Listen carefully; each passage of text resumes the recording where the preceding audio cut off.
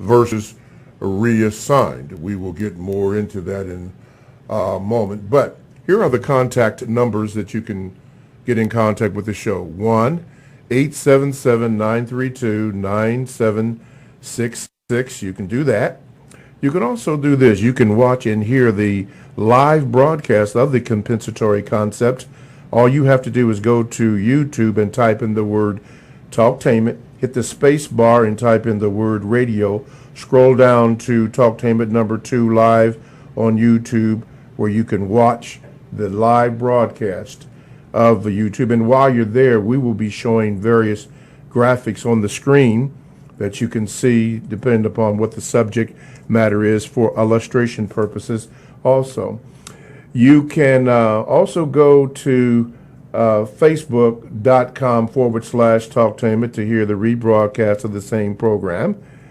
You can Gmail me, but I won't promise you that I will get to those. That is that numeral 7, Mr. Bobby, Bobby, @gmail.com.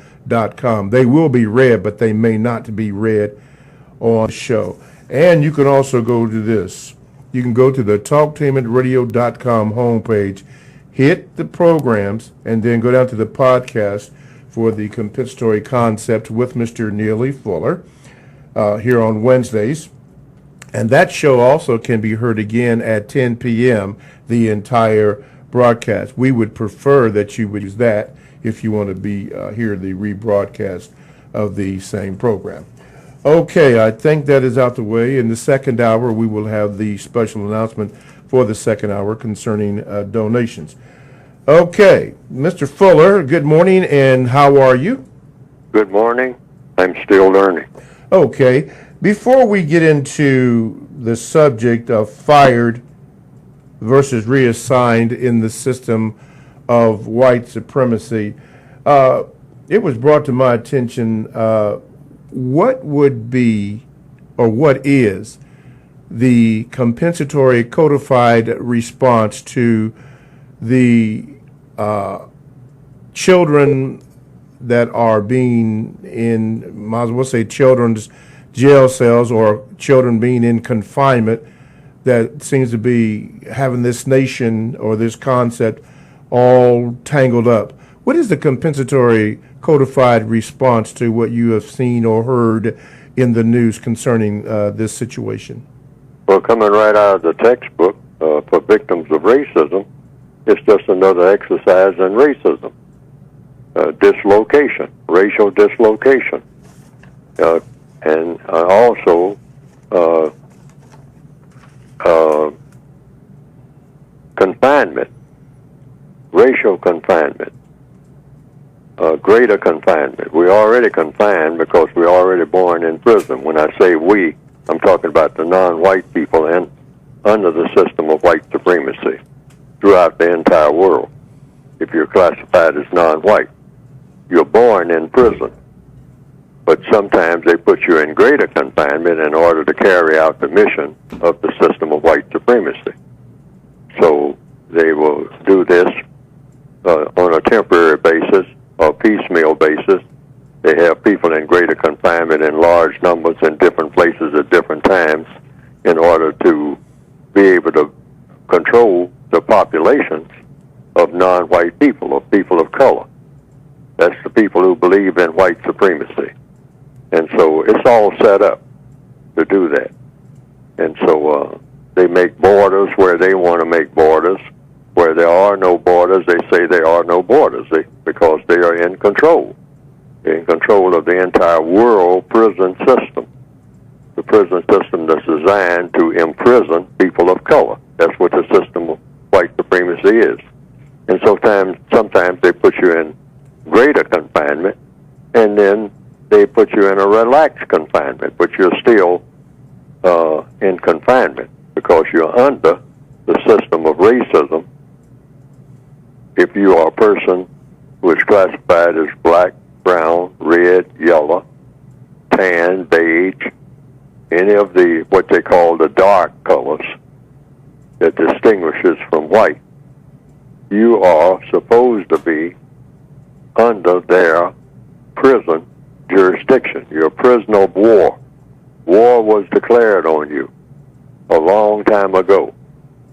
So the people who are on the planet now of color have become prisoners of war. They were prisoners of war when they were born. So you're born in prison.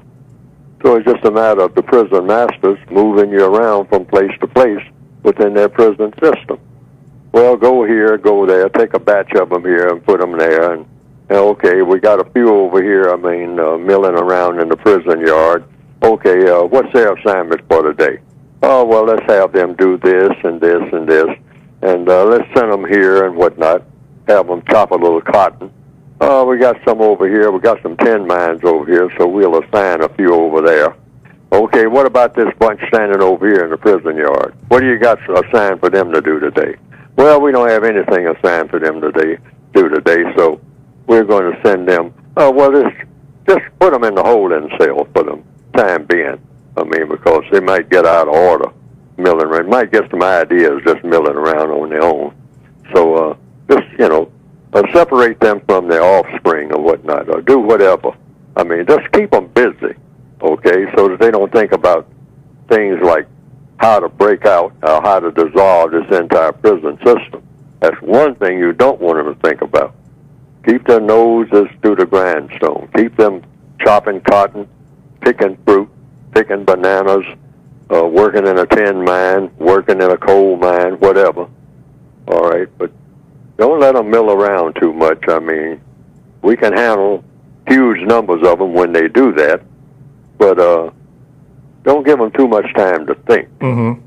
All right? And when they do think, give them something to think about, a bunch of foolishness. Mm-hmm. Have them engage in some type of thing that they think is important, some type of, a soccer game, whatever. Keep them busy so that they don't think about anything that has to do with hurting the business of the system of white supremacy. Okay. That's all it is. All right. Now, does it matter that these are children, babies, separating them from their mothers and sometimes, or fathers, and sometimes deporting the father or mother back to wherever country they came from and keeping them in prison? Now, we had a graphic on the screen of people in prison, kids in prison. Does that matter that they are children that are in there? Well, we're using the word matter, so that's just like Black Lives Matter. Yes, Black lives do matter, but only to those who don't matter. And so so-called children of color, which all black people in the system, all people of color in the system of white supremacy, are children in the eyes of the white supremacists. Okay. So, a child of 6, a child of 4, a child that's just born 15 minutes ago, or a child who's 70 years old. That's a child in the system of white supremacy. If the person has color in his or her skin, in the eyes of the white supremacists, they are children. They're all boys and gals, or boys and girls if you want to be polite. But that's what they are. They're children. You talk to them like they're children. They're not grown people. We have taken the idea of being grown, GROWN, in parenthesis. What does that mean? It means you have some idea about what to do on your own, that you can kind of take care of yourself on your own. These people can't take care of themselves. These people are running all over the world whenever we disappear, they got to follow us. They got to find out which way we went. Which way did the white folks go? In order for me to be able to have any kind of sanity, because when we all dark-skinned people all huddle together anywhere on the planet, that means danger. That's all that means. That means waste. Wasted time. Wasted effort. Mm-hmm. That means nobody having any sense about what to do about anything. That's what the system of white supremacy has made into these prisoners of war. Prisoners of war who are born prisoners of war don't know anything except just being prisoners of war. And that's the kind of condition we're in. So here we are, children. And it doesn't make any difference about the numbers, what you call age numbers. Yes. 70 years old, 40 years old. I mean, they're just boys and girls in the eyes of the white supremacists. Mm-hmm. And we all must see ourselves that way because that is the status that we have. Yes. We are in a childlike condition. Even though we might have what you call grown-up ideas, these are just ideas. Because our status, we're just a number in a prison. And all down there on what they call the borders and in the cages and whatnot, that's just greater confinement until we figure out, well, you know, we got a bunch of people. We always got bunches of these people. They're all over the planet. I mean, so we just control the bunches. And some of them we control by drugs, keep them drugged up. Yes. Others we control by just confining them to a lettuce field, having them pick lettuce and pick cabbage and whatnot, and looking forward to taking them and what they call their whole families. They really don't have families. They're just prisoners of war. We put them on a truck and take them to the next plantation somewhere. I mean, you know, and then when we get through with them, we send them back across what we call the border. Of course, there are no borders for us. Borders are all for them. Yes, sir. Non-white people have borders. If you're white in the system of white supremacy, you don't have a border. No such thing as a border. Not even in outer space. You don't have borders. You go any place you please. But the non-white people go where they are sent.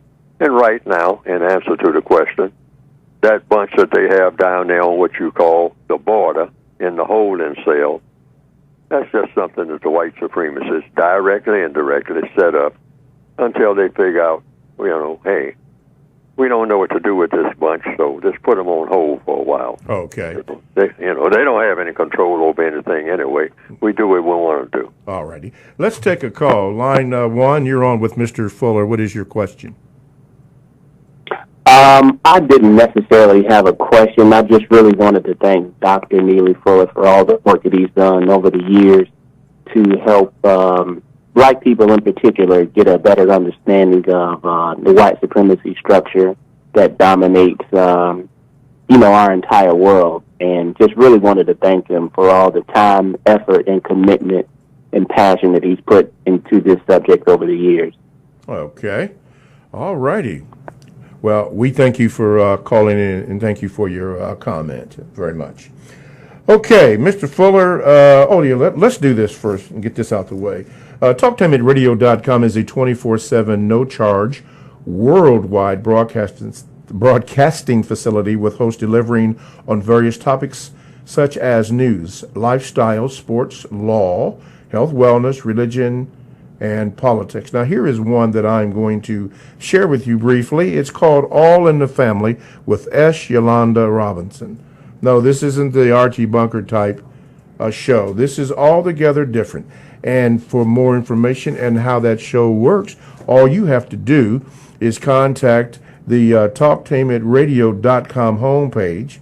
Then you click on programs and you'll see it right there. Click on it and you'll find out a little bit about S. Yolanda Robinson and what the show is about. Do that, and you'll be glad you did. In fact, all the shows are listed on there. Check them out.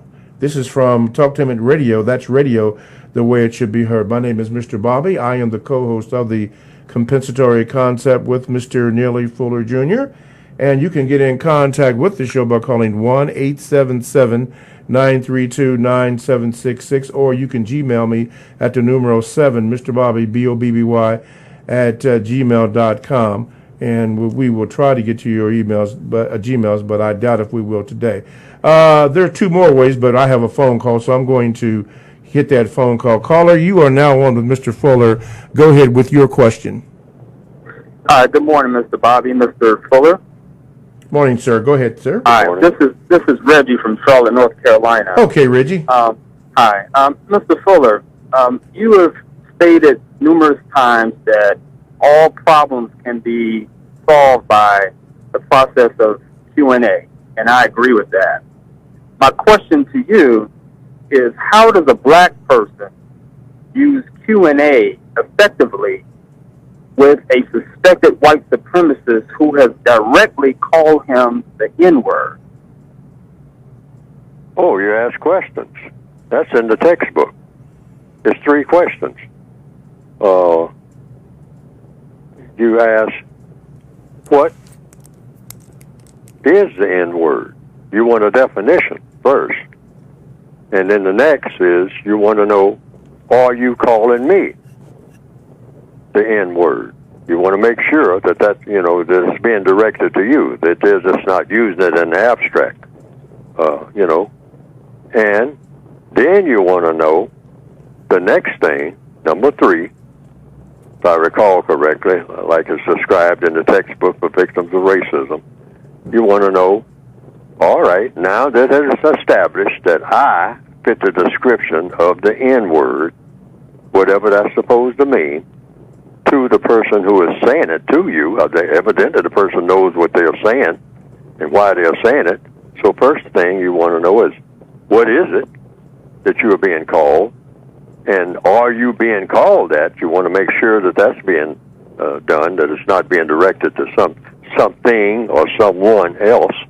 And then the third question, okay, now that it's established that I am what you say that I am, what are you going to do, or what are you supposed to do with, for, about, and or against someone in the form of a person, I guess, who fits the description of the N-word? That's all you want to know.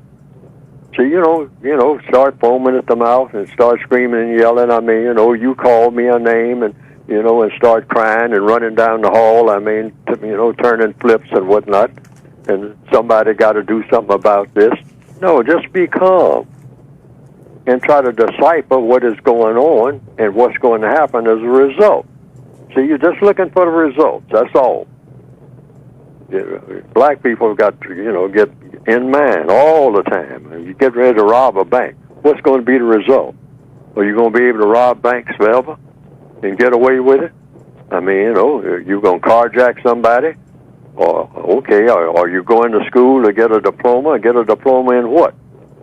Get a degree in what? And where's the payoff? See, you're talking about results.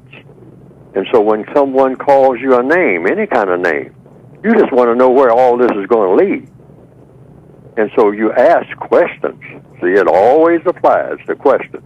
Okay, let's say that we all agree that I am the N-word, whatever that's supposed to mean. Okay, that's what you choose to call me. All right. Well, what's going to be the result of you calling me that? I mean, do I get an award? Do I get whipped?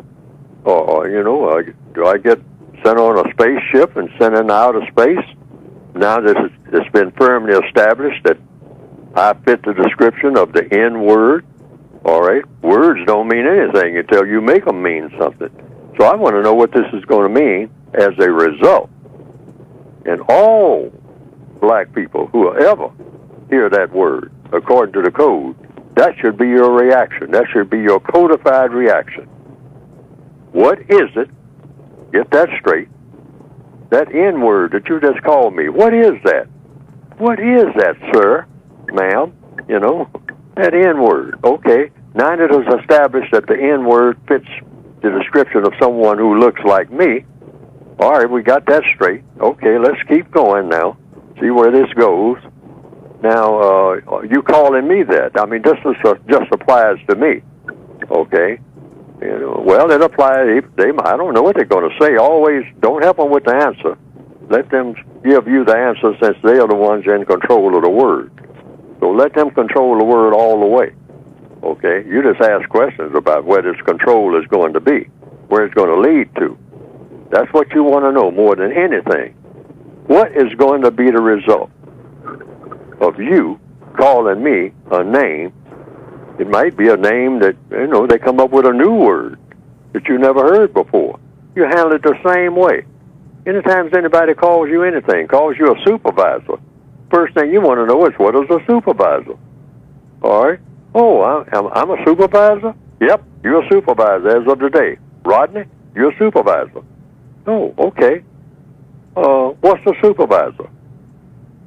What are you going to do with a supervisor? What are you going to do about a supervisor? What do you do against a supervisor? All right? See, it's just a word. It doesn't mean anything until it comes to the surface of what is going to be done. That's the thing to keep in mind always, not just when it comes to the N word, when it comes to anything going on in the workplace or on a bus or wherever. Anything that's going on, what you want to do as a victim of racism is always thinking about what the results are going to be of everything you see going on around you, whether it's something that people are saying or something people are doing. And people are saying and doing things all the time. All you want to know is just stand back and watch and see. Now, how is this going to all play out in the end? And is it going to be something that's going to work for me or against me? And if you do a little thinking, codification is supposed to be about making every situation, regardless of what it is, work for you, not against you. Okay. All righty. Thank you, brother, for calling from Charlotte, North Carolina. Okay, getting into the topic for today, fired versus resigned. This comes from Edward. He says this, Mr. Fuller. He said, on a recent show, Mr. Fuller, you said white people do not get fired, they get reassigned. I found that comment interesting, but I did not want to assume I knew what you meant per code. If you can, Mr. Fuller, please explain that comment in as much detail as possible. Thank you in advance, Edward. Okay, just think about it this way. In the system of white supremacy, you know, it's a prison system, and the people in the prison army, all right, the warden of the prison and his staff, or her staff, are in charge of the prison.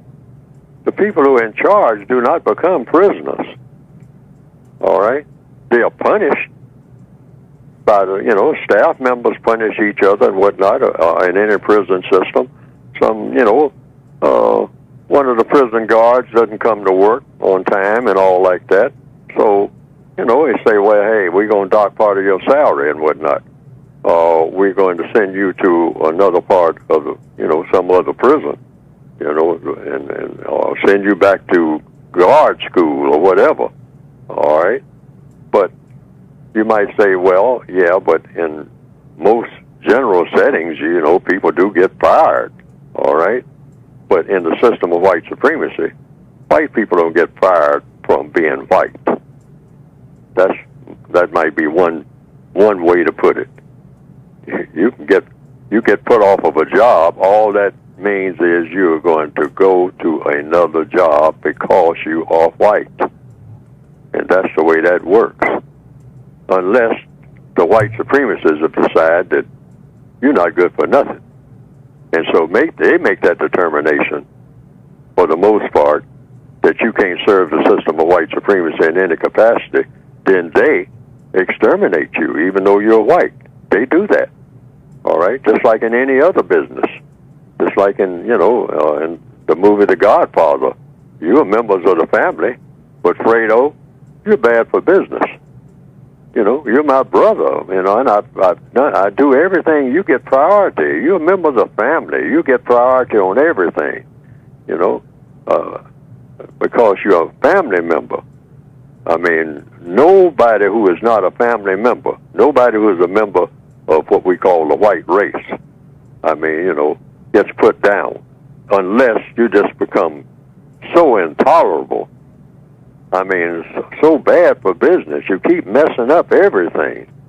You don't protect the Don, who is your father, and, you lay down on that job. You mess up every little Mickey Mouse thing that we give you, and then finally you just sometimes do business with the people that we're supposed to be working against, and they're working against us, and you're trying to make some kind of deal on the side and all like that. You're bad for business, Fredo. And so you're going to get a bullet in the back of the head in the rowboat, okay? That's just the way this works. It ain't personal. It's just a family business. It's business. Got to put it this way. And so that's what I meant by white people, and generally speaking, in the system of white supremacy, they say, hey, we're going to fire. Hey, Brian, he's white, just like us. But he's messing up. He's down there. He's supposed to be the foreman of the dock, and he doesn't even come to work. And so you got a lot of black people down there that's milling around. They killed about 4 hours every day doing absolutely nothing because Brian didn't show up to tell them what to do. Black people have to be told what to do. Now, Brian, you can at least come down here and tell them what to do, or phone in or tell them what to do or something, or have your second Negro in command. I mean, you know, the black person that you got, that you pass on messages to make the others do what they got to do. But you got to at least do that. Can't you pick up the phone and tell them what to do, even though you're not coming to work today? All right? And then, you know, it'll get done.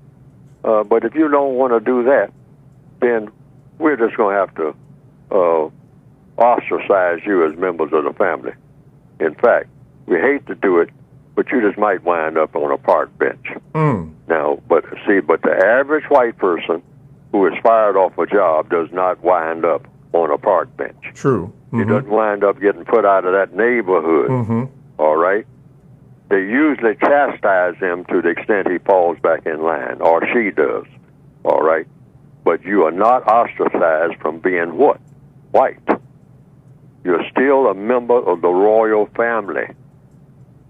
Because that's what being white in the system of white supremacy means. You're members of the royal family. And you're punished, but you're not actually ostracized for good. I mean, they may kick you to the curb for a little while, but they'll bring you back in at a certain time. Because they'll say, after all, I mean, you know, we got to have the numbers for one thing. Okay? And you are white. Yes. And that means something. In a system of white supremacy, being white means something.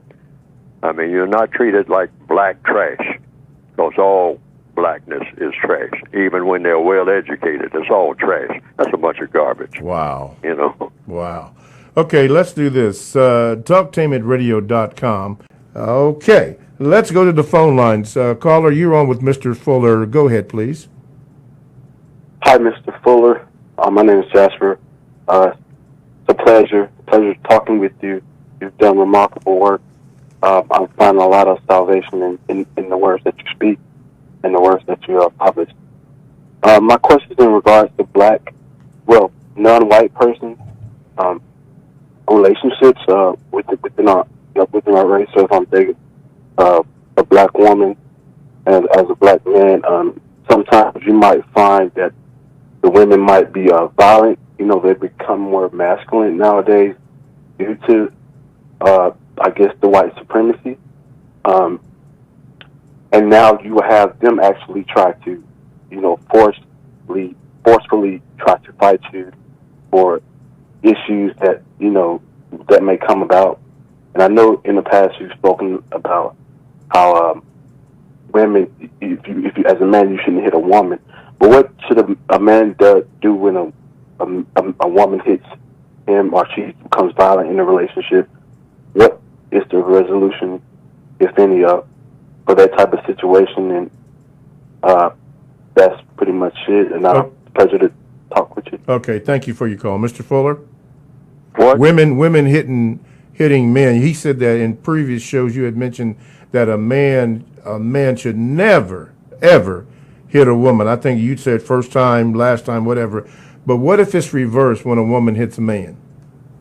Yes, well, because the way everything is set up, for the most part, now there are exceptions to all rules, but basically it should apply, since all prisoners of war are equal, it should apply to females too.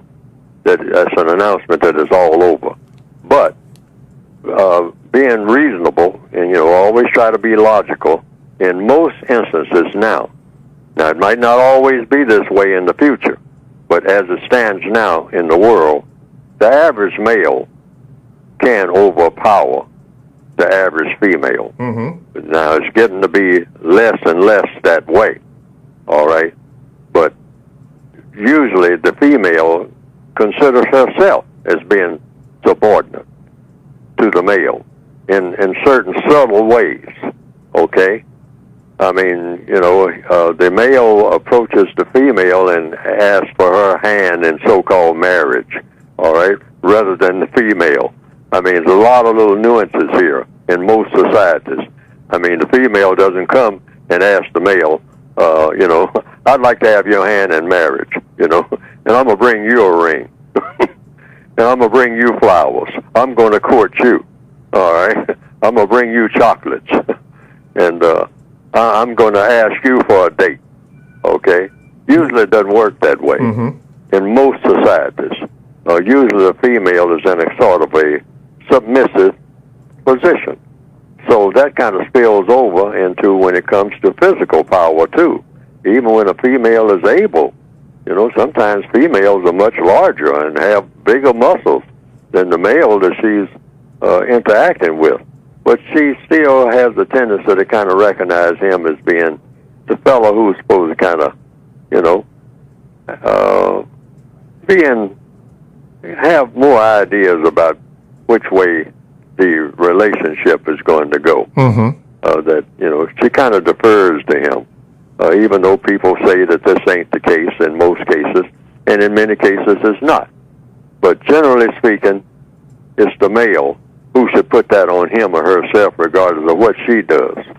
That's why I emphasize the male. When it comes to hitting, that's an announcement. Anytime you hit her, you should have it in mind. That's my announcement, that this thing is over. I mean, we ain't talking no more. We don't have anything to say to each other anymore about anything. I mean, this is dead.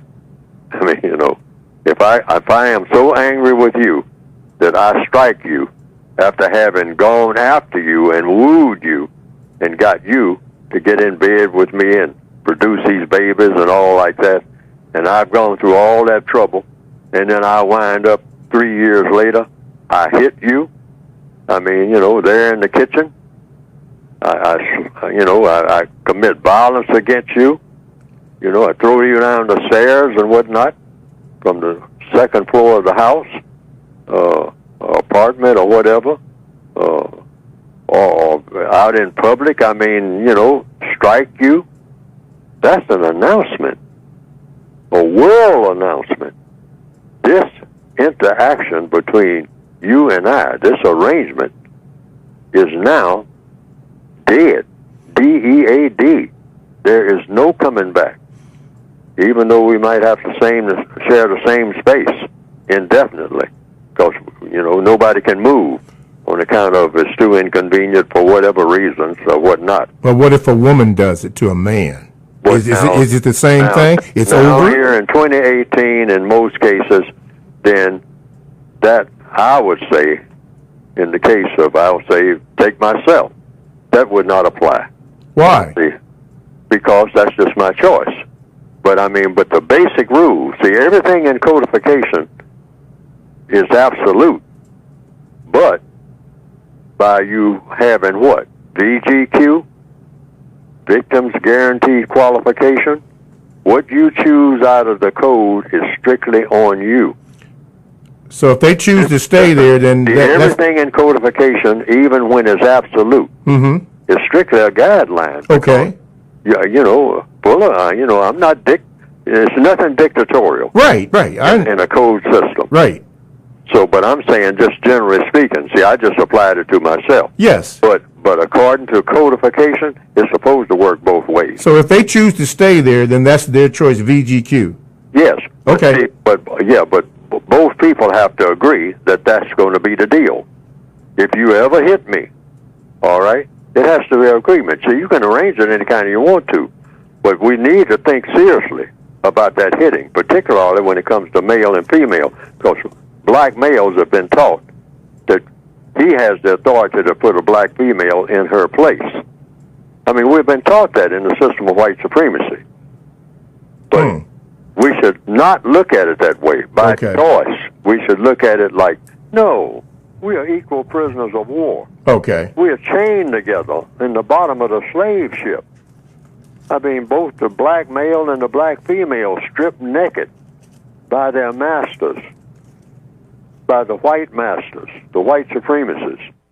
And they're chained together at the bottom of the boat. So he's not in charge of anything. Okay. Neither is she. All right. See, so it's strictly a cooperative deal. Okay, And cooperative. any arrangement they make with each other is strictly, that's a code between each other. Got it. Because they are both prisoners of war. Okay. Now, concerning the comment that you made earlier before we had to break, bad for business, I noticed in the movie The Sting, starring Robert Redford and Paul Newman, the character Lonigan, I forgot who was played by Robert Shaw. There was an incident where there was a robbery of some numbers in Chicago. So his name was Lonigan, being from 5 Points, New York, you know, a gangster situation, said that that robbery was, quote, bad for business, his business of number running. So what he did was he had some people in Chicago get on it so that they could stamp that out, you know, in other words, kill Robert Redford and Paul Newman. But the people in Chicago were not successful in getting to them. So he called his main enforcer, that enforcer's name was Solano, and put Solano on the job to kill Redford and Paul Newman's character.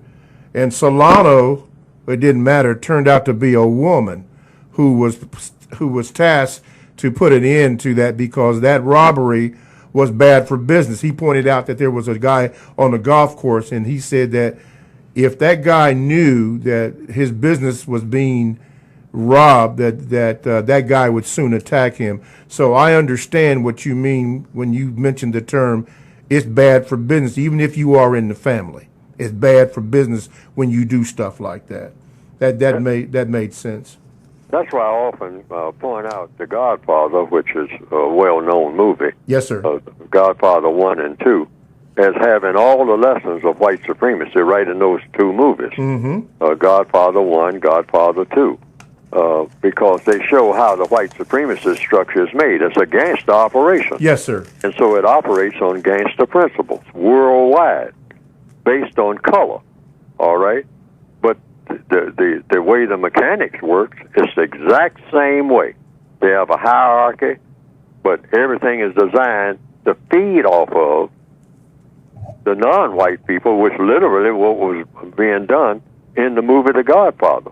And that came out in Godfather 1 when they had that meeting of all of the families, and they said, we're going into how do the mobs, our families, our crime families, make our income.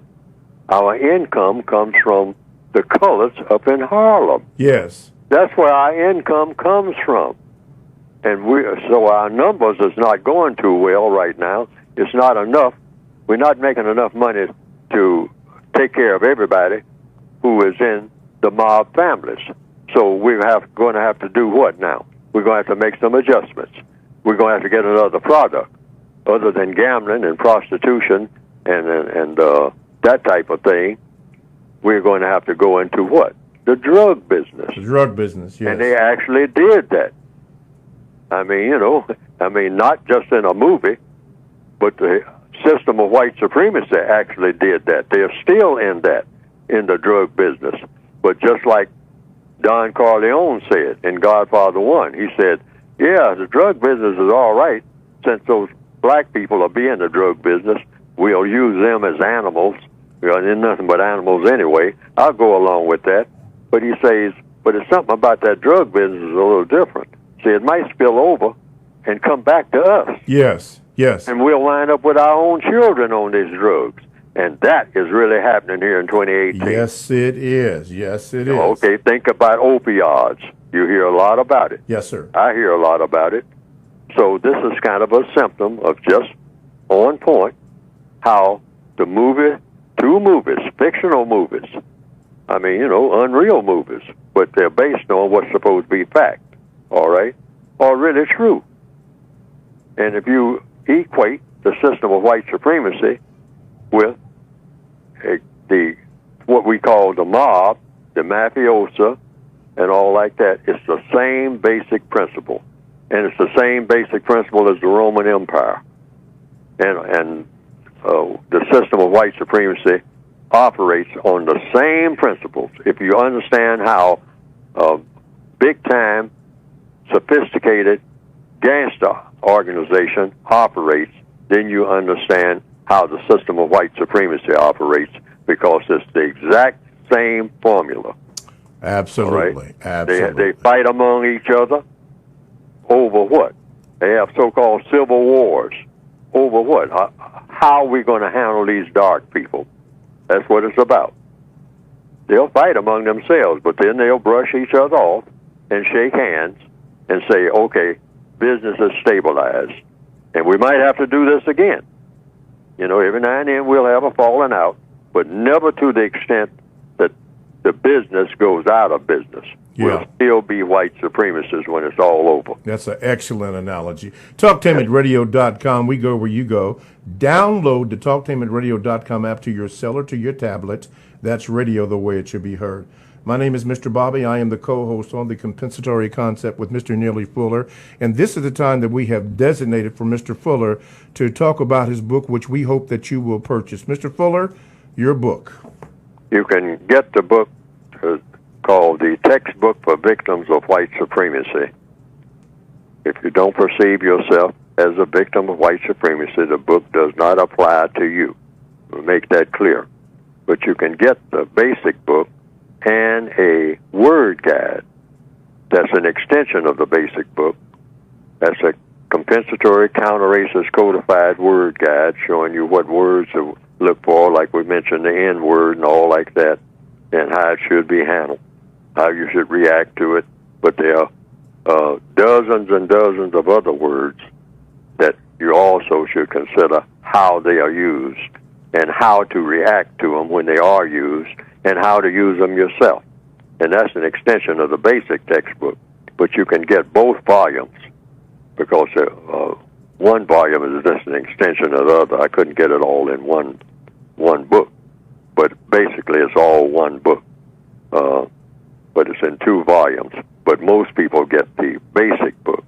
You don't necessarily have to get the word guide, but I recommend both books. But you can get either the basic book or the compensatory codified word guide, or both, by going to producejustice.com. Because the only reason for getting rid of racism is to get rid of that type of non-justice. It's other type of non-justices in the world, meaning other types of ways to mistreat people other than racism. We're very familiar with them. Even before racism ever existed, people were being mistreated. So you're trying to get rid of the main stumbling block among the people of the known universe right now by getting rid of racism first. Why? Because that's the main stumbling block when it comes to producing a product called justice. Because racism is designed to produce more non-justice. Throw people more and more out of balance. Keep them off balance. Yes. All right? Keep them mistreating each other. It's all about mistreatment. So that's what the book is designed to do. So that's why I have as a website name producejustice.com. Because that's what we're supposed to be replacing the system of white supremacy with. Okay. Produce justice. We're supposed to be producing justice and getting rid of racism. All righty. Let's go to the Gmails here. This comes from Roop Dog. He says, Mr. Fuller, is there a difference between a name caller, as in someone who uses derogatory names other than the name the individual wants to be used to address them, to demean an individual, and a suspected racist white supremacist? B, do all suspected white supremacists resort to name calling of the victim of racism, which is white supremacy? Well, in answer to the last question, first, no, different white supremacists are very skilled, very adaptable, the most sophisticated ones. They know the white code. So they say, okay, here comes the black guy who, works down on the dock and whatnot, and he likes hip-hop. So I'll learn a little bit about hip-hop, and so that way I can talk to him a little bit about him. He'll be relaxed and whatnot, and then I can talk to him about other things that I want him to do that'll fit me, okay? So they'll do that. See, the white supremacists, they are masters of psychology. I mean, they're the best psychologists in the world. They know how the mind works. They know how to make a black person laugh. They know how to make them cry. They know how to make them sad. They know how to do all of this. Why? Because they spend full time studying us. All right? We don't spend any time studying them. We spend full time studying us. Yeah. That's why we don't really learn anything about the world that we are, the real world, and who runs it that we are in. Because we spend all our time watching each other. One slave at the bottom of the ship watching the other slave at the bottom of the ship. Now, how much are you going to learn from that? Except how to have contempt for people who are enslaved, which is what we do. And that's why we go at each other every chance we get. Yes, sir. All right. We're down at the bottom of the ship hitting each other with our chains. Okay. We're chained now to the ship, the slave ship. That hasn't changed. So we spend our time doing what? Fighting each other in the bottom of the ship. And every now and then the captain of the ship or the sailors in charge, whatnot, white, they come down and splash water on us or something, turn the hose on us on them if they got one sophisticated that, and break up the fight, so that they can get some sleep. Because that's all it is. They don't care about us. I mean, just break up the fight so we can get some sleep. You're disturbing us. You dark people, you slaves and whatnot. The captain has to get his rest. The captain can't put up with all that noise that you sometimes make. They don't mind you fighting each other as long as you don't kill each other, because we got to use you. Okay? We'll let a few of you die. I mean, that goes with the trade. That's part of the business. But that's basically what it's all about. Oh, okay. Then he goes on to say, Mr. Fuller, when a victim of racism resorts to name calling, does this mean they are unconsciously supporting the system of racism? And if so, how? And then when confronted by a name caller, should victims of racism apply the following? Sticks and stones will break my bones, but words will never hurt me. Of course, when confronted by a stick or stone, one should protect himself. Well, if I understand that question, no, you be the master of words. You don't let any word master you. A word is just a word. Words don't even mean anything until they have a definition. That's what gives the N-word so much power. It doesn't have a definition. And if you don't believe it, you just ask the person, like I said earlier in this program. Ask the person who calls you that, what is one? Now, it's supposed to be a derogatory term, but here's where the key is to the power of that word. No dictionary tells you why it's derogatory. That's where the secret of that magic comes from. Any word that doesn't have a concise definition is extremely powerful. Wow. Why? Because if you use a word and nobody really can pinpoint exactly what it means and what it doesn't mean, all right? It's not just what it means, it's what it doesn't mean. Doesn't mean, yeah. Right. See, words have definitions, but you can use any word. You can make up a word right now and not give it a definition and go around applying it to different situations or different things or different people, and you can cause all kinds of havoc. All right? Yeah. With a word that does not have a definition. Why? Because you have control of the word. You have absolute control over a word that you invented and did not give a definition to. And you can go around and apply that word to things, you can apply it to people, you can apply it to animals, and you can cause all kinds of chaos Because why? The people who take the word seriously without knowing what the word is supposed to mean exactly, and here again, without knowing what the word doesn't mean. All right? See, people don't even think about that.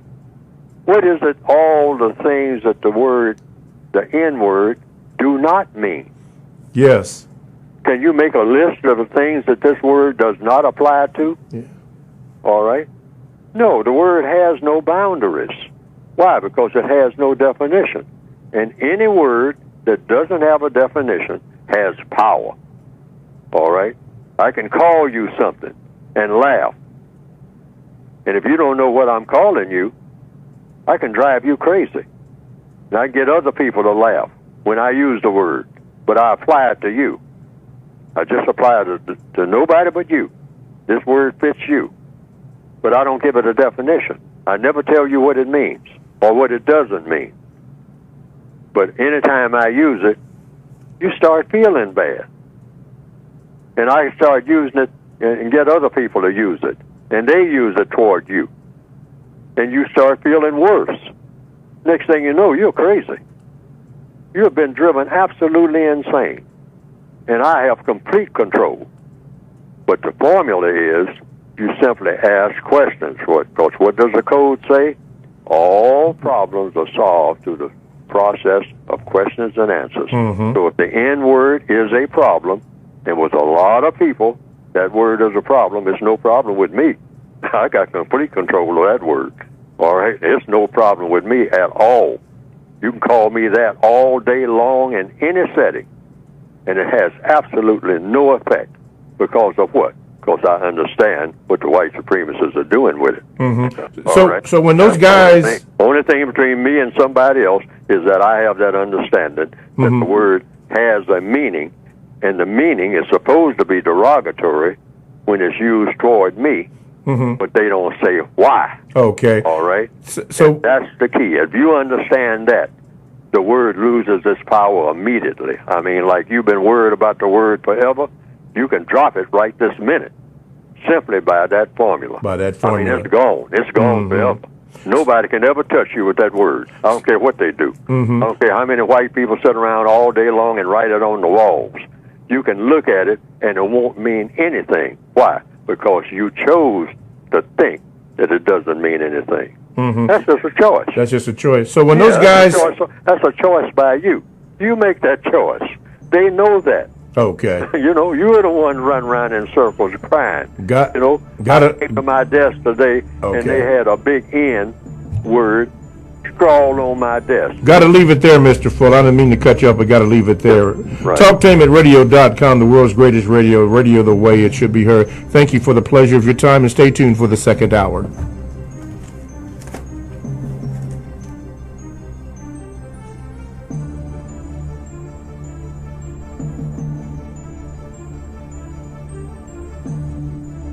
Thanks for listening to The Compensatory Concept with Mr. Neely Fuller. Talktainment Radio, worldwide sound. Talktainmentradio.com. We give you a reason to come.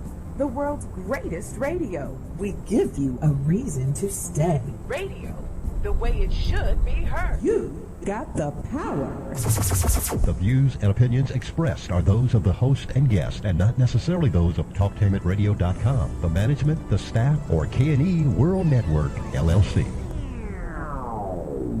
Live call-in talk show. Dial 1-877-932-9766 and join the conversation here on TalkTainmentRadio.com. This is The Compensatory Concept with Mr. Neely Fuller, heard exclusively on TalkTainmentRadio.com, the world's greatest radio. Radio, the way it should be heard. And now, Mr. Neely Fuller. If you do not understand white supremacy, which is racism, what it is and how it works, everything else that you understand will only confuse you. Only confuse you. Only confuse you. All righty. Welcome to the second hour of the Compensatory Concept with Mr. Neely Fuller Jr. I am your co-host, Mr. Bobby. You're listening on it by TalkTainmentRadio.com, the world's greatest radio, and radio the way it should be heard. Contact numbers are 1-877-932-9766. You can also do this. You can watch the program live if you would like to by going to the YouTube channel and typing in the word Talktainment. Then hit the space bar and type in the word radio. Scroll down to Talktainment number 2 live on YouTube, where you can actually watch us and see the graphics that are applied on YouTube. And while you're there, hit the subscribe button and the like button. You can also do it with Facebook.com/Talktainment. You can Gmail me if you would like at the numeral 7, Mr. Bobby, BOBBY, at gmail.com. But this is the preferred way that we would like you to do that if you use those latter options. Go to the TalktainmentRadio.com homepage, hit the programs menu, and then scroll down to podcasts. And on Wednesdays, you can see Mr. Fuller's show, The Compensatory Concept, and then you can listen to the entire show right there, especially if you do it at 10 p.m. Some people work and don't have a chance to do that. So go to 10 p.m. tonight, and you can hear the entire program. And TalkTainmentRadio.com is a 24/7, no-charge, worldwide broadcasting facility. So you can do that there. Our topic today is fired and reassigned. Mr. Fuller has talked about that in the first hour, and we'll hit that again in the second hour, which is this hour. And don't forget, this second hour is the donate hour, so we will have a special announcement at the end of it. Okay, Mr. Fuller, this one, let's see here. Wow, got to move to another one here. We are answering your Gmails here as much as we can. Let's go to, that's a long one, so, okay. This comes from, let's see, who is this? This is from Anthony from England. He says, this many years ago, I was a victim of workplace racism. While the suspected racists would mistreat me, at the same time they could be disrespectful toward each other. Or if a suspected racist mistreated me at the work, then another suspected racist would pretend to be on my side against the suspected racist whom had carried out the mistreatment. However, when I decided to take that company to court concerning my mistreatment, the usual suspects, including those whom had pretended to be on my side, all teamed up against me and made false accusations. Being much older now, I am able to understand that the usual suspects carry out this pattern of behavior everywhere. They are always fighting among themselves. They pretend to take the side of oppressed whenever a member of their group is mistreating another group.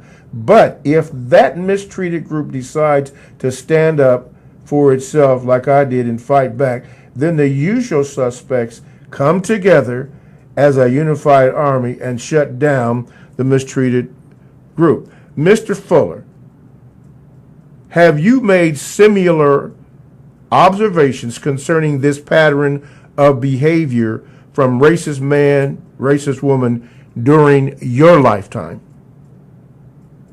The answer is yes, because the white supremacists are white supremacists. At the beginning and the end of each day, that's all they want to know. Are they still the masters of mistreatment and domination of the non-white people of the planet? That's all they want to know at the beginning and the end of anything. That's all they want to know. That's the only criteria. There is no other criteria. That is the white supremacist value. It's a whole culture in all 9 areas of activity: economics, education, entertainment, labor, law, politics, religion, sex, and war. Are we dominating and mistreating the non-white people of the entire planet 24/7?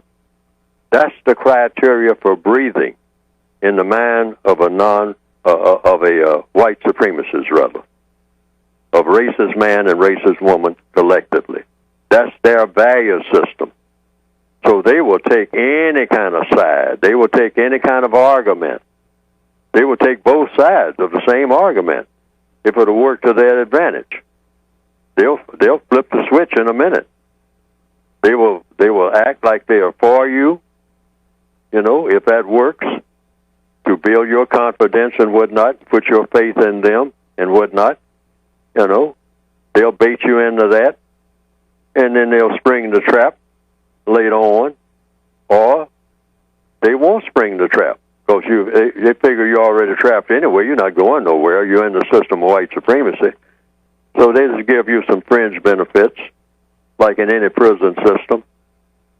They say, okay, well, you no longer have to work in the machine shop. You can work in the warden's office, all right? And so you think that you have gotten ahead, okay, but you're still a prisoner, okay? And the white supremacists that got you that job in the warden's office will remind you of it.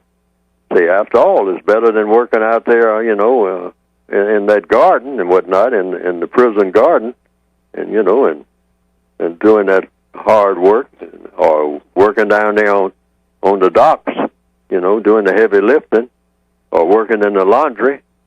I mean, in fact, we might let you run the theater, get a little practice in show business. You dark people love show business. Well, we'll let you put on a little show. You can be in charge of that. We don't mind that, but you're still a prisoner. All right. So you can form a little band in the prison. We'll let you do a little fiddling and whatnot, and have a little minstrel show to keep the other prisoners entertained. We'll let you do a whole lot of that. All right. Because if they're being entertained and clapping their hands and jumping up and down all like that, they won't be trying to figure out a way to bust out here. All right, so we'll give you whatever resources you need for that. They know what they're doing. Once you understand the system of white supremacy, you got it all. That it's just a system for dominating and mistreating people based on the old royal format.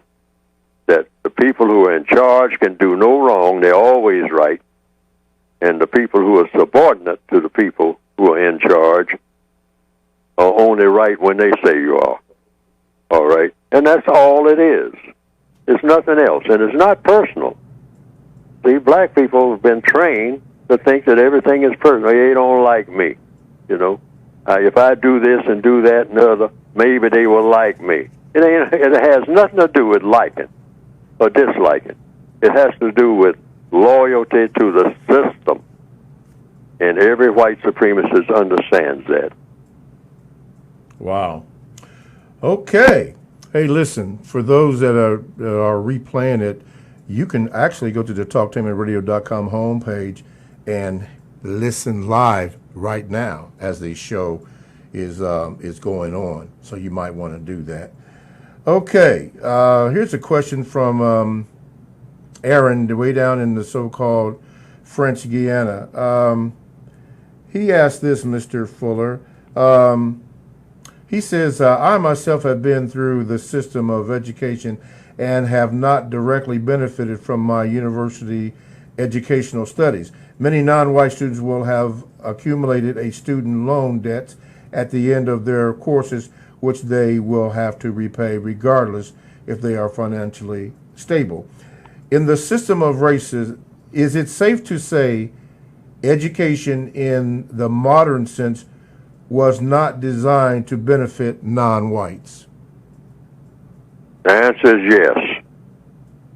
If I'm running a prison system and I have a prison library, I don't want those prisoners to learn anything in that library that's going to keep them from being prisoners. All right?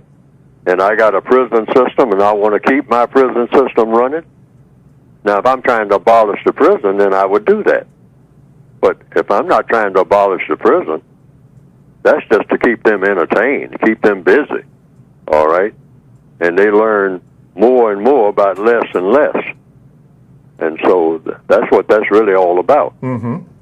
The white supremacists don't want to ever teach their victims enough that their victims figure out a way not to be victims.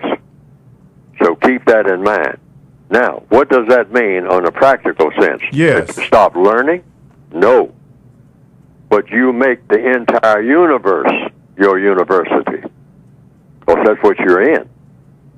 But they want to confine what you learn and put it in little narrow boxes so that they can fit you into the boxes that they have already got set up for you.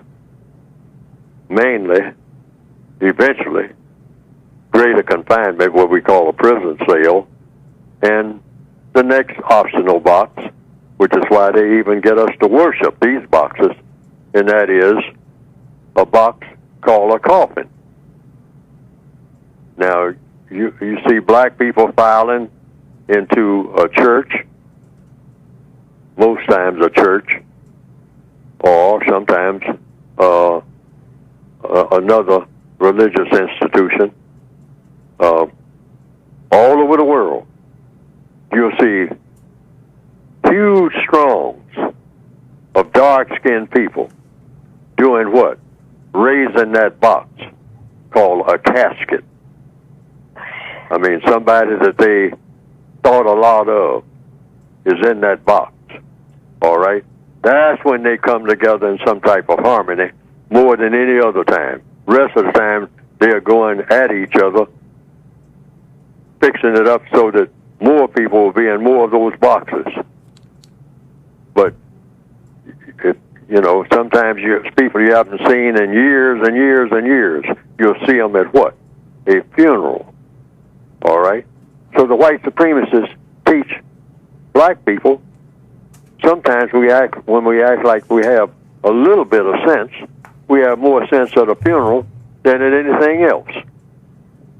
Any other time, there's a lot of hostility and whatnot, but everybody's all, shaking hands and being humane and wishing each other well when somebody is what? Dead. Dead, yeah. All right? Mm-hmm. And that's that's what they associate dark-skinned people with. Okay. Yeah. Okay. Because that's what we are, we're supposed to worship death. Mm. And we do.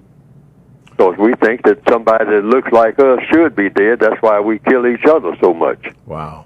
All right. All righty. Let's go to the phone lines here. Line number 1. Go ahead. You're on with Mr. Fuller. Go ahead with your question. Greetings, Mr. Fuller. I would like to do a VGQ very short. I'm an instructor, and I have rearranged my chessboard to reflect the social construction of the white pieces and black pieces on the chessboard that reflect the global system of white supremacy. Since the majority of these black males all over the earth have decided it's beneficial to hang on to the testicles of white men, I have placed the black king on the other side of the white queen on the chessboard, including the black rook, a black bishop, a black knight, and a few black pawns over to the other side of the chessboard, which means black queen has been abandoned. So basically, black females, all you listening, you are on your own. That was my BGQ. Now my question to Mr. Fuller. Since we've had the recent suicides of 2 people, Tim Berlinger, a real popular artist, had success and fame, kill himself. We've had Anthony Bourdain, who was an American celebrity chef, hang himself. Mr. Fuller, could you explain under the global system of white supremacy what makes these white males who have it all get out of here? Okay. Mr. Fuller? Well, one thing, when you set up a system where you decide what having it all means, okay? The white supremacists set the value systems up for people all over the world. You wear a suit and a tie, you're a businessman, all right? And you can do business because they say this is the business suit. So even people who don't particularly care for the system of white supremacy, who are people of color, they say, well, hey, if you're going to do business, if you're going to be taken seriously, and the only way you can be taken seriously is that you wear a suit, whatever that means. What is a suit? And a tie. And what is a tie for? It's something a piece of cloth that you put around your neck that kind of hangs down from your neck. And what is that all about? Well, you got to have it if you're going to be taken seriously. Okay, according to whom? According to the white supremacists. I'm not sitting down and talking to you, and you come in there, with your pants down and your shoes unlaced and your hair all over going in different directions and whatnot, and you talking about you're a creature to be taken seriously. You're something to be shot because you look like an animal. Why? Because I say you look like an animal. That's why. All right? So it's the same way with what the value of a female is who wears dark skin. All right? What is that worth? That's not worth nothing to anybody. Except to make some more animals to be used and mistreated. That's all that's good for. What she thinks or what her ambitions are or how she thinks she's supposed to look and all like that, who cares? Who is supposed to care? This is a throwaway creature. All it's good for is reproducing some more things for us as white supremacists to use for whatever we want to use for in the form of mistreatment. And when we get tired, in answer to the basic question of just being in charge, just being supreme, we get bored. So we just check out. We kill ourselves. Because we ain't got nothing else to do no way. We know more than anybody. We can go any place at any time. Nobody stops us from doing anything. And so after we've eaten all the food and traveled here and traveled there, and we've told people that you come in and buy this little bag and you'll be somebody. Why? Why if I buy this bag, I'll be somebody? Because I said so with your dumb self. You do what I say. What I say is valuable is valuable. And I got a little bag here with my name on it, and that's valuable. And you should work for 50 years to try to get one of these bags. And then you can take it down and show it to your other dumb black people, all right? And they'll kill you for it. And that's a part of my business, too. And I'll put my name on the side of some shoes that I make, and I'll get you killed for that. Because that's what I train you all to do, to worship whatever I give you and tell you that it's worth something, and you'll kill each other for it. And that's a part of my plan. But every now and then, I get tired of the whole thing. I do so much of it, I get sick of myself. So I just check out. So what? Because, hey, because I can. I'm a master. So if I decide that I don't want to breathe no more, I just stop breathing. So what? Because I like death anyway. I like to see dead things. Mostly dead things in the form of black bodies. I like to see them dead. Okay, that was an interesting VGQ from that lady about the Black Queen being left alone, using the chessboard analogy. That was nice, caller. Let's go to the phone lines again. Line number what, 2? Okay, line number 2. You are now on with Mr. Fuller. Go ahead, please. Good morning, Mr. Fuller and Mr. Bobby. Good morning. I have a question in regards of an old film called Goodbye, Uncle Tom, 1979. And my question, it applies to the VGQ. I want to know, what are your thoughts about the movie? And is that what you mean by structured system? What movie? What's the name of the movie? Goodbye, Uncle Tom, 1979. It's an old documentary. Goodbye, Uncle Tom? Yeah, Goodbye. Oh, Goodbye, Uncle Tom. Goodbye, Uncle Tom. I haven't seen the movie, so I can't comment on that. Oh, okay. I just figured you would. That's maybe a documentary that you would want to look into. It's probably pretty old, so. Right. and It's it's a structured number of around movies I would like to see. slavery system. Say that again? It's a really old documentary, and it's pretty detailed and graphic about the slavery system and how everything was about. And then at the end, there is a rebellious act on the African American part of basically getting revenge. Okay. But it's too detailed, and you will have to see it to understand what Okay. Goodbye, Uncle Tom is the name of it. Goodbye, Uncle Tom. Yes. Okay. Well, yeah, if you Goodbye, recommend Uncle Tom, 1979. Okay. Yes, if you recommend that, then I want everybody to hear that, find this Goodbye Uncle Tom and see it.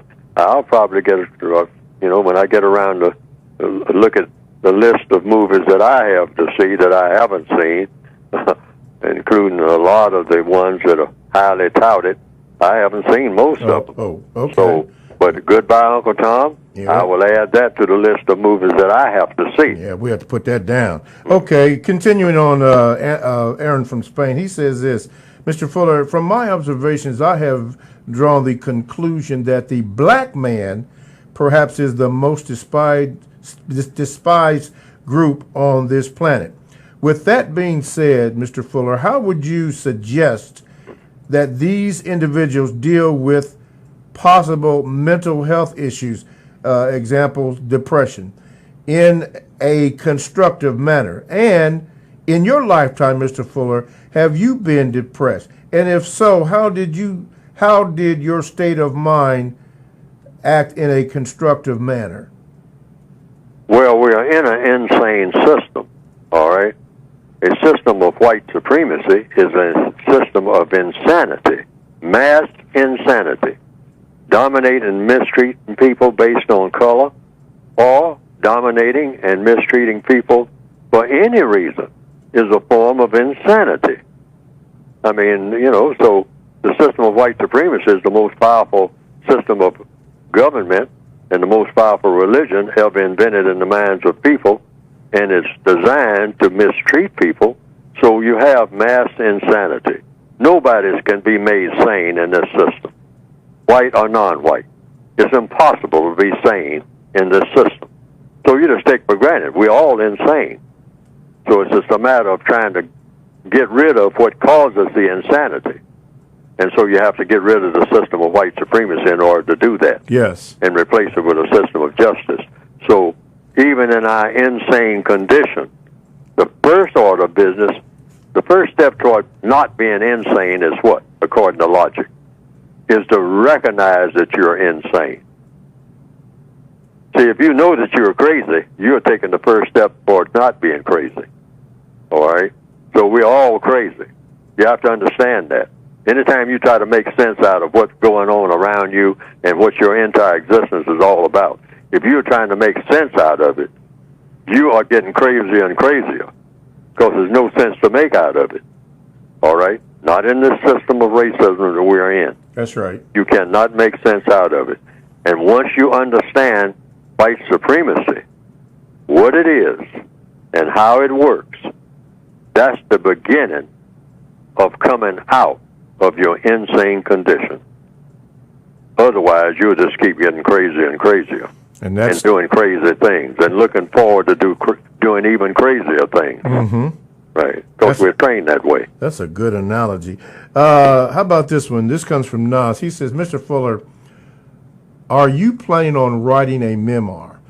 I think it would be very constructive if you be able to write a memoir or autobiography of your years under the system. Well, no, I don't plan to do that at all, and this is the reason.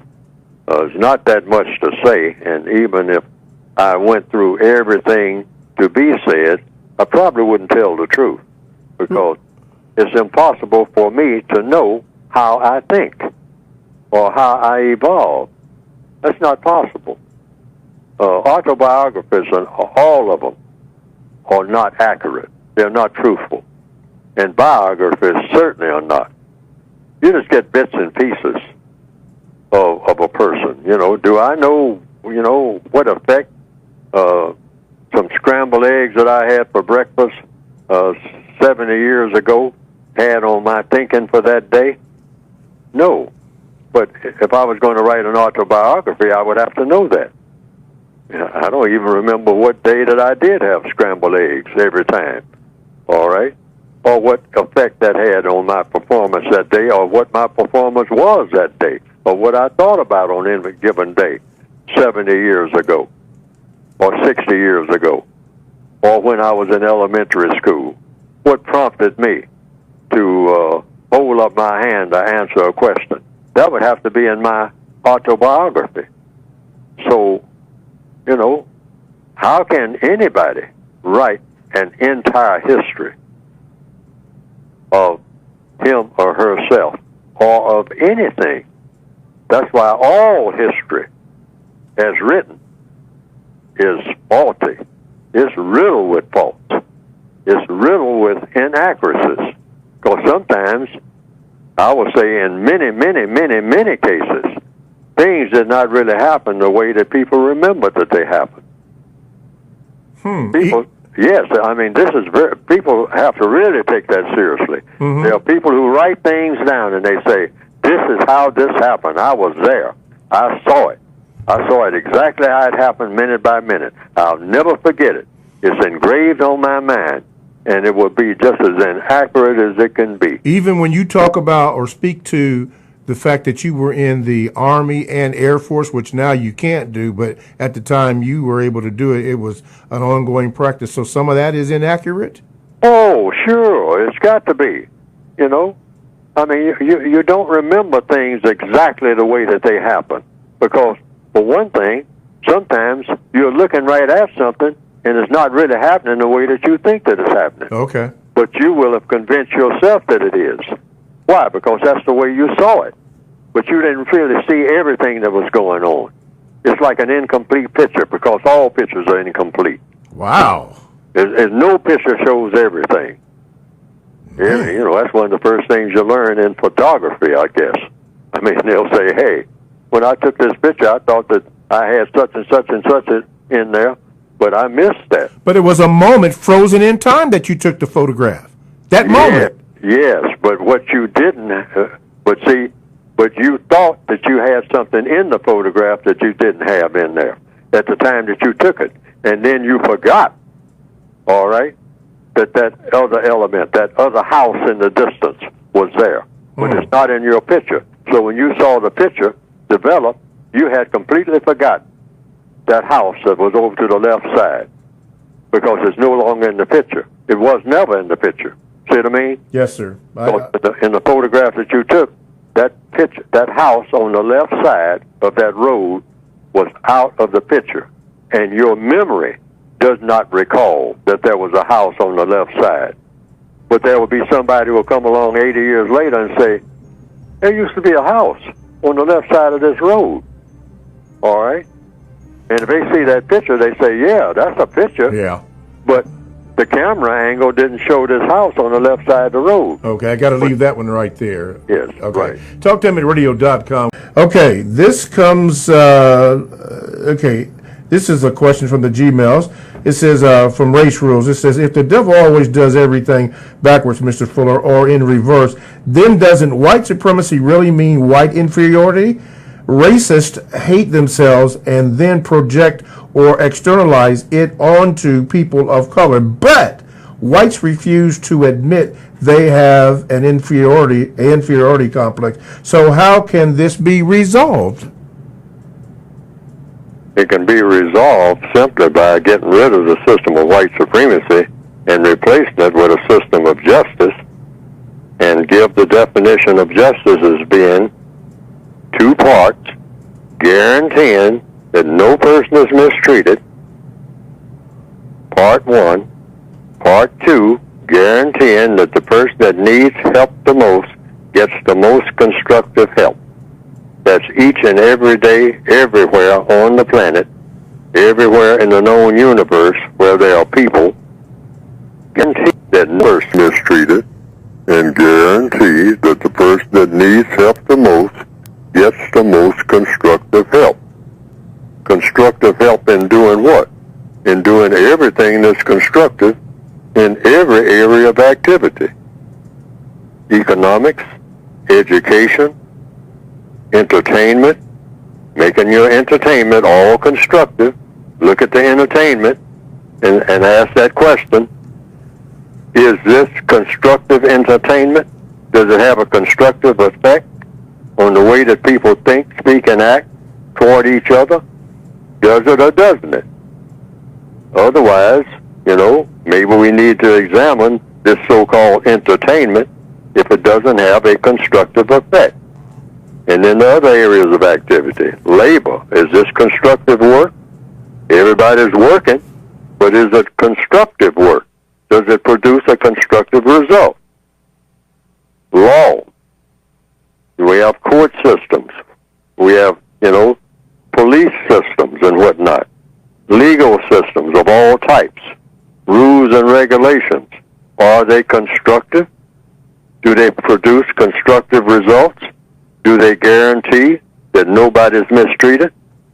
Do they guarantee that people that need help get the most constructive help in the field of law, politics, religion, sex? Sex is very important. Religion is very important.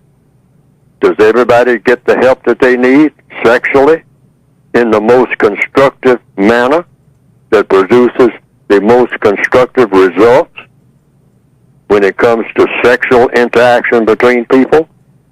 Religion, is it anything non-constructive about this religion that you are part of or thinking about being a part of or you heard about? If it's constructive how? Does it allow mistreatment of people? Does it or doesn't it? It either does or it doesn't, because that's not justice. Does this religion believe in justice? All right. Does it believe in helping people who need help the most? If it doesn't, maybe you need to make an adjustment in your religion or change it or something. But that's any interaction between all things and all people. Yes. The aim is, just keep this in mind, is it constructive or non-constructive?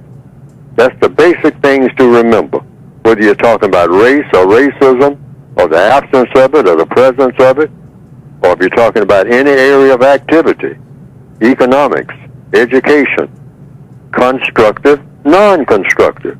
Ask questions, because there are answers to these questions. Just find the truthful answer. May not be the answer that you want, because we want a lot of things that we shouldn't want. The system of racism trains us to want a lot of things that we should not want. All right? But just set that as a criteria. Okay. Constructive, non-constructive. All righty. Let's go to the phone lines. Line number 1, you are now on with Mr. Fuller. What is your question? James, and I'm calling from North Carolina. And my question is, how can people at some point in time guarantee that no one is ever going to be mistreated and that people that need the most constructive help will get it? I ask that question because people are born inherently imperfect. So what kind of system or method could be put in place to make that type of thing work? Mr. Fuller, go ahead, please. Here again, all problems are solved through the process of questions and answers. And I just gave a number of examples in every area of activity. That's the procedure. That's the codified procedure. You see somebody saying, okay, well, let's dance. Okay, I'll just throw that off on the top of my head. Somebody says, let's dance. D-A-N-C-E. Okay. So you say, what is dancing? So people start showing you. They start making body movements and whatnot. All right. So you say, okay, now, one thing. It's just one. Is this constructive or non-constructive? And if a person says, dancing is constructive, okay. So you don't criticize it. You don't jump right in and start making remarks about it. You just keep asking questions. Why? Because it's been proven. If it's a problem, or if you're going to label it as not being a problem, meaning it's either going to be constructive or non-constructive, all you have to do is just keep asking questions. Now, you say dancing is constructive. Okay. This, what dancing is constructive? What is a dance? What is dancing for? Okay? Start off with that question. All problems are solved through the process of questions and answers. addressing the very questions you asked. People are imperfect. You better believe they are. But how do you get there if there is such a thing as perfection? Well, we can find out if there is such a thing as perfection by just asking questions about everything that people do. And if somebody says, and I just threw that out there, not making a judgment one way or another, just saying, are there certain dances that are constructive? And what's constructive about the dances that are constructive? And how are they constructive? What is the result of it being constructive? See, always look for the results. That's how you can tell. That's the only test that you can put anything to. What is the result? Is robbing a bank constructive? You know, that's a legitimate question. All questions are legitimate. Is robbing a bank constructive? Constructive for whom? Constructive how? Does it involve mistreatment of people? Is mistreatment of people constructive? Are there times when you're supposed to mistreat people? What arrangements do you make to guarantee that people are not mistreated? Just be able to, and the only way you can tell is by cause and effect. Just try it and see where it goes. See if anybody gets mistreated. Whatever it is, whether it's dancing or robbing a bank. Try it and see if anybody winds up being mistreated as a result of the dance. Or if someone is improved as a result of the dance. If you don't know what bank robbery is, hey, look at what has happened as a result of people robbing banks or robbing anybody. Does anybody get mistreated? Does anybody get hurt? Is anybody harmed? Or are people helped? Who is helped? And here's another thing. Problem solving is all about solving problems with what? Without making any. See, sometimes you can solve one problem, but you made 5 other problems in the process. That's not supposed to happen. The whole thing is about cause and effect. Cause and effect. That's all you have to do is measure to get where logic tells us we need to go. Mm-hmm.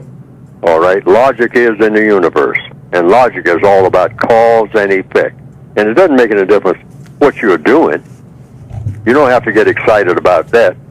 Whether it's name calling, you just say, okay, what's the effect of the name calling? All right?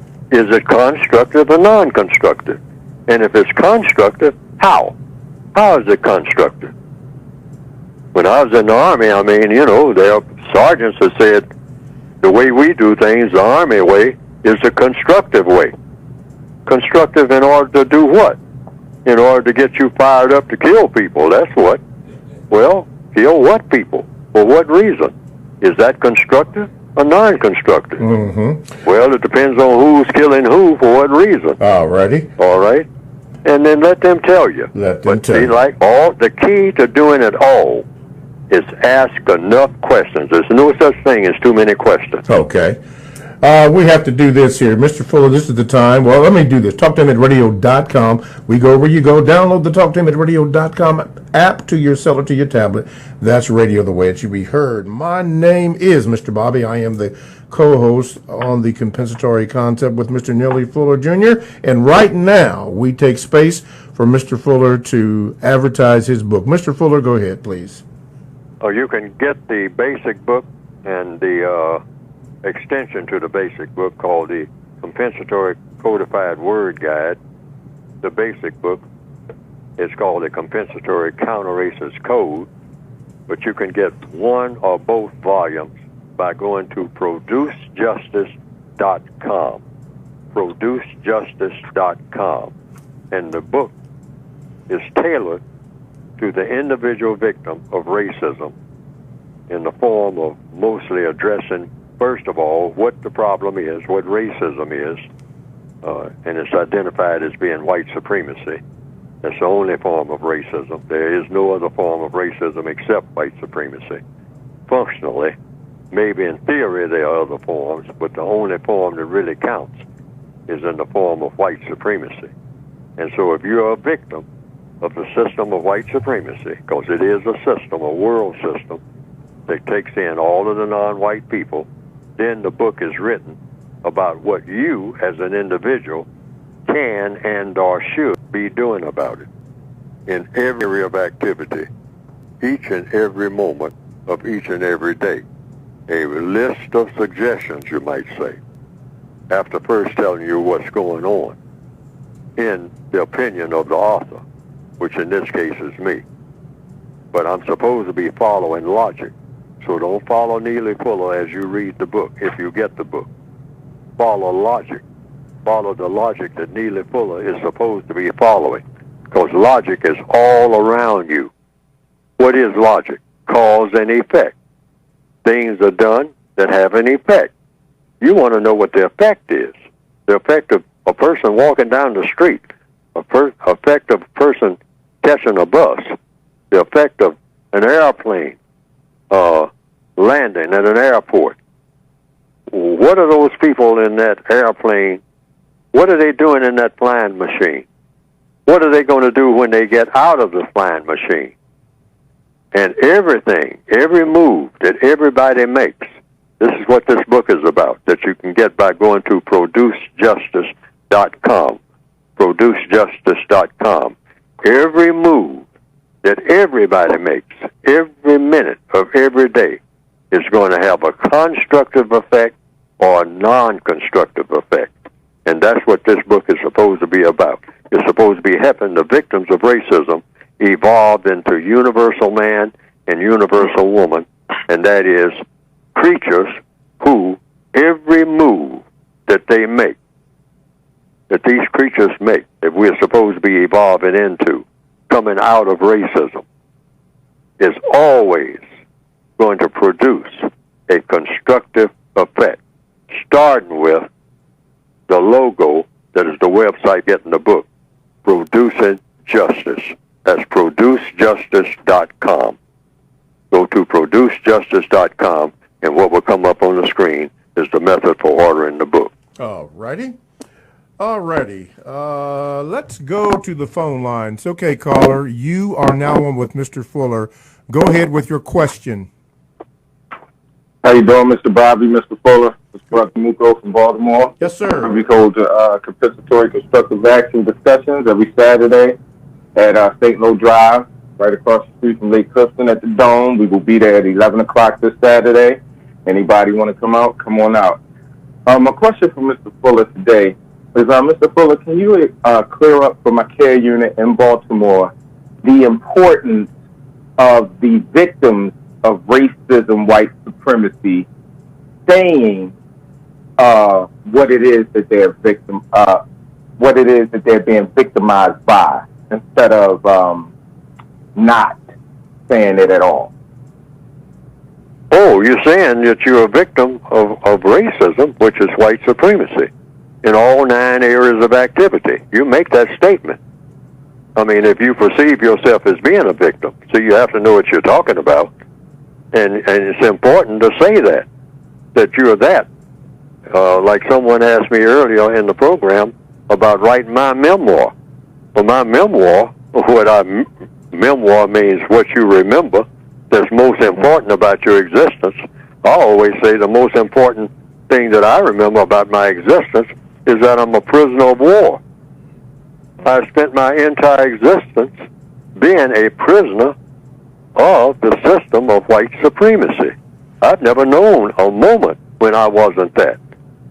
So if I'm going to have a memory, the most important thing in my memory would be the most important thing that happened to me. And that's the most important thing that ever happened to me, was that I was born in a system that is just as rotten as it can be. And so if I tell my life story, that's all it consists of. Just moving around in a prison, going from cell to cell, and out in the prison yard. And that system of white supremacy is the prison system.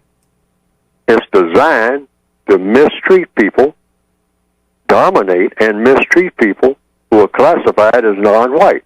and I was classified as non-white before I was born because my progenitor, the person I call my mother, was classified as non-white. So she was carrying a non-white child, all right, to join her in a world where she was a child and had been a child before she was born and never stopped being a child. Because in the system of white supremacy, if you have color in your skin, you are a child and you remain that as long as you're in the system of white supremacy, because they insist that you act like a child and think like a child and never become a grown person, meaning someone who is able to function to maximum capacity. What do we mean by grown? We mean that you can function on your own to the extent that a person can function on his or her own without any support system at all. All right? Children are dependent. So we are all children. Does that include the white supremacists? Yes. They are dependent, but they don't have a support system called the system of white supremacy. So as individuals, they have more strength. Yes. Yes, they do. Right. Okay. Brother Muko, I'll tell you what, I need to call you off air about a situation in Baltimore that you would have knowledge of concerning Freddie Gray and the Baltimore police. So I'm going to call you off air. Is that okay with you? Absolutely. I wanted to actually get on your show and talk about that. Okay. Yeah, we'll do that. Thank you very much for your call. I'll call you off air. Okay. Okay. All right. Let's see here. Mr. Fuller, I have an article here. I'm not going to read it, but it's concerning the introduction of Stop and Frisk 2.0. It is the racist policing practice targeting people of color in New York City. Have you heard anything about this? I haven't heard anything about it. Okay. The New York City police have reportedly replaced their unconstitutional stop and frisk practice with another one rooted in racial bias. Predictive policing focused on law enforcement protocol to identify areas of criminal activity before crimes are committed has made way for a gang database and surveillance program targeting people of color that has been referred to as Stop and Frisk. I guess they have cameras. Well, I'm looking at this right now. They have cameras in projected areas that are high crime and are stopping and frisking people before a crime is committed. This is a practice that is going on. And you say you haven't heard anything about this? I haven't heard anything about it, but I will say what the code says about anything. We need fundamentals. That's what codification is for. The fundamental is what? When you're approached by anyone who is supposed to be a law enforcer, all right? Doesn't make any difference what type of law enforcer, but they are assigned to what you might call, in the system of racism, directly, indirectly, regardless of intent, the person has the title of being a law enforcer. You respond to that person always according to the code, regardless of how, what words they use, what laws are changed and all like that, what procedures, come up, what all the nuances and all like that. Yeah. For the victim of racism, and I am one, it's three things. Don't fuss, don't fight, and don't flee. Period. You're a prisoner of war. Act like it, because that's what you are. Okay. You're a person of color. All right. You're a prisoner of war. That's your label. You're already a prisoner. It's not like you're going to be taken prisoner. Right. You're already in a prison. Okay, quickly before we go off the air. All right. This is concerning, somebody had a question about, I think it was week for last program, have you read the code? He said there was a caller who identified himself as a police officer. This individual said he's trying to eliminate injustice and replace it with justice.